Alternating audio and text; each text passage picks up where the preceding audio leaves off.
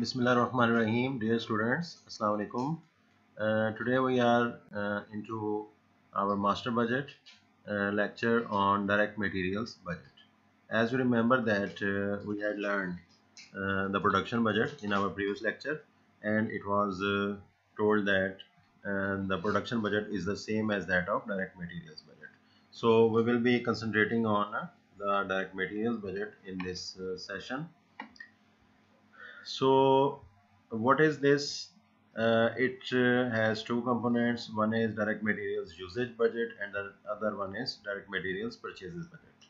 तो पहला जो है वो ये है कि उसको परचेज किया जाएगा और दूसरा जो है उसका इस्तेमाल कितना होगा. तो डायरेक्ट मटेरियल्स यूजेज बजट जो है वो shows the amount of direct materials required for budgeted production. तो बजटेड प्रोडक्शन में कितना मटेरियल रिक्वायर्ड होगा और जब मटेरियल रिक्वायर्ड को हमने देखना है तो फिर वो हमें परचेज भी करना पड़ेगा. So let's move on to next slide.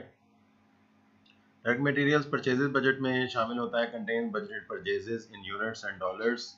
और इसमें कोई बहुत ज़्यादा जो है वो डिटेल में हमें जाने की ज़रूरत नहीं है.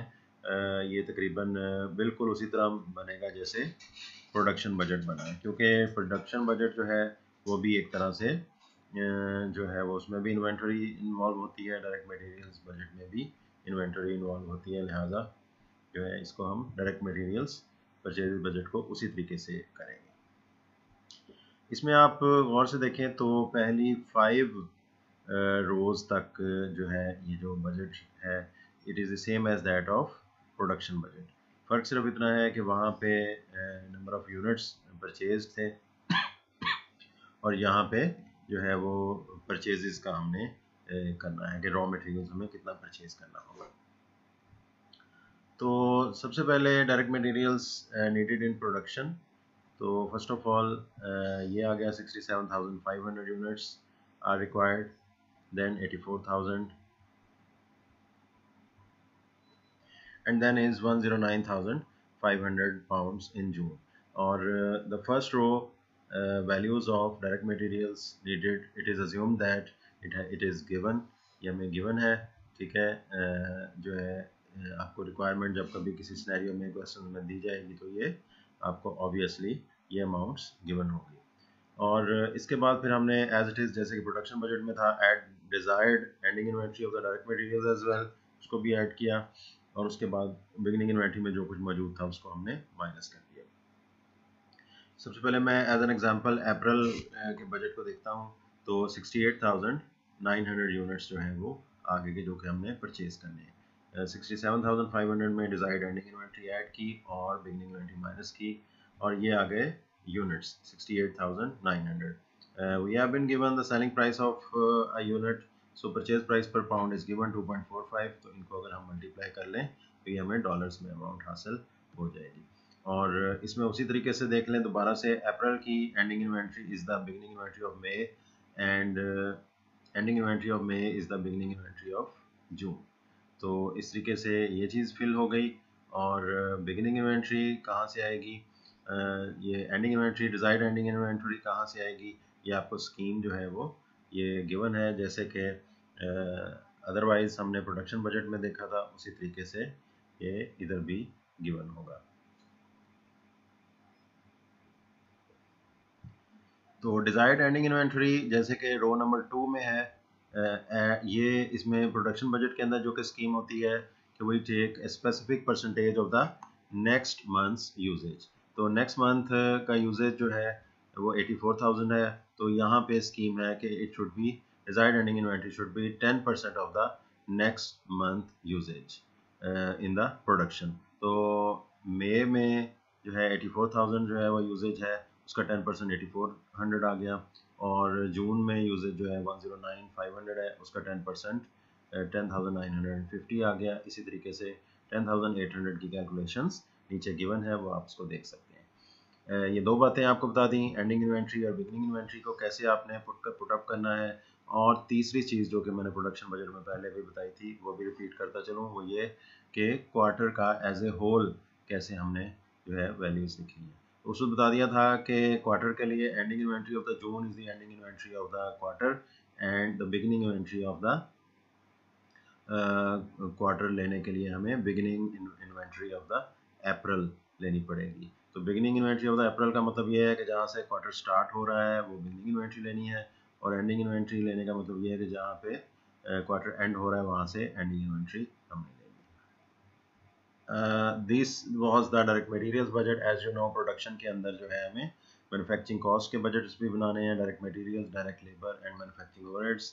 तो डायरेक्ट लेबर का बहुत सिंपल है, लेबर जो है वो स्किल्ड और अनस्किल्ड लेबर में डिवाइड की जाती है। हमने जितने यूनिट्स प्रोड्यूस करने हैं उन यूनिट्स के हिसाब से जितने आवर्स हमें रिक्वायर्ड होंगे वो हमें गिवन होंगे। Carry uses 0.5 hours of semi skilled labour and 0.2 hours of skilled labour per unit at the standard wage rate of $8 and $12 per hour respectively. बहुत सिंपल होता है डायरेक्ट लेबर बजट। थोड़ी सी calculations जो है लेंथी हैं लेकिन it's very simple. Budgeted production आपके सामने है, इतने यूनिट्स हैं 22,500। सेमी स्किल्ड में हाफ आवर लगता है तो हमें टोटल 11,250 आवर्स रिक्वायर्ड हैं सेमी स्किल्ड के, मल्टीप्लाई किया तो ये 90,000 आ गया। इसी तरीके से आप अप्रैल के बाद मई और जून को भी कैलकुलेट कर सकते हैं और इसके टोटल्स जो है वो इजीली हो जाएगा, इसमें कोई ऐसा ख़ास इशू नहीं है। स्किल्ड लेबर का भी इसी तरह से आप कैलकुलेट कर लेंगे और फिर इन दोनों को ऐड कर लेंगे तो ये आपका टोटल डायरेक्ट लेबर की जो है वो कॉस्ट आ जाएगी।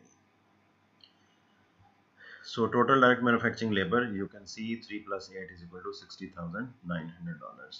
तो मैन्युफैक्चरिंग कॉस्ट में डायरेक्ट मटेरियल्स हो गया, डायरेक्ट लेबर हो गया, और इसी तरीके से हम जो है वो मैन्युफैक्चरिंग ओवरहेड को पहले डिस्कस कर चुके हैं। मैन्युफैक्चरिंग ओवरहेड्स के अंदर जो है वो उसको अप्लाई करना होता है डिफरेंट वैल्यूज़ को, उसको फ़िलहाल हम जो है वो ओमिट करते हुए cost of goods manufactured and sold statement budget की तरफ आ जाते हैं। जैसे आप ऑलरेडी जो है cost of goods manufactured and sold statement बनाना सीख चुके हैं। इसमें फ़र्क सिर्फ इतना है कि now we have to prepare a budgeted cost of goods manufactured and cost of goods sold statement. So there is not so much difference in the values. तो तरीक़ाकार में थोड़ा सा डिफरेंस होगा। डायरेक्ट मटेरियल्स आपने जहाँ से यूज़ किया उसका बजट मौजूद है, डायरेक्ट लेबर आपने जैसे किया, ओवरहेड्स आपने जैसे अप्लाई किया, this is cost of goods manufactured आ गया, और फिनिश गुड्स जो है वो आपने एड लेस किया और ये आपकी कॉस्ट ऑफ गुड्स सोल्ड आ गई। सो this is budgeted cost of goods sold. उसके बाद सेलिंग एंड एडमिनिस्ट्रेटिव एक्सपेंसेस के भी बजट बनाए जाएंगे और वो भी एस्टिमेट कर लिया जाएगा कि हमारे कितनी जो है वो सेलिंग एंड एडमिनिस्ट्रेटिव एक्सपेंसेस हैं, और उसको जब माइनस कर देंगे हम तो it is called our selling and administrative expense. तो इस तरह से एक जो है वो बजटेड इनकम स्टेटमेंट का हमारे पास डाटा कंप्लीट हो जाएगा। So we will put it into our income statement. So this is our budgeted income statement. This is one view of budgeted income statement carry company, and उसमें sales revenue सबसे ऊपर आ गया, gross sales revenue less cash discounts वगैरह जो है वो calculate करके जो है हमारी नेट सेल्स आ गई, उसमें से कॉस्ट ऑफ गुड्स सोल्ड हमने माइनस किया, ग्रॉस प्रॉफिट आ गया, और सेलिंग एंड एडमिनिस्ट्रेटिव एक्सपेंसेस भी माइनस किए तो हमारी नेट ऑपरेटिंग इनकम आ गई। And in the same way estimated tax, interest expense वगैरह करके नेट इनकम पे हम यहाँ पहुँच गए हैं। तो that's all from your master budget. Master budget में आप तकरीबन यही चीज़ें बनाएंगे तो इंशाल्लाह। और इसमें वैसे आप देख लीजिए बजटेड बैलेंस शीट भी इसका एक पार्ट होती है, और उसके अंदर आप अपने जितने भी प्रीवियस जो है जो रिपोर्टेड बैलेंस शीट है वहाँ से आप वैल्यूज़ लेंगे और एस्टिमेटेड आप अपने एसेट्स, लायबिलिटीज़ एंड इक्विटी को भी लिख लेंगे। तो मेनली अब हमारा जो मास्टर बजट है वो इनकम स्टेटमेंट तक ही चलेगा। तो दैट्स ऑल फॉर नाउ।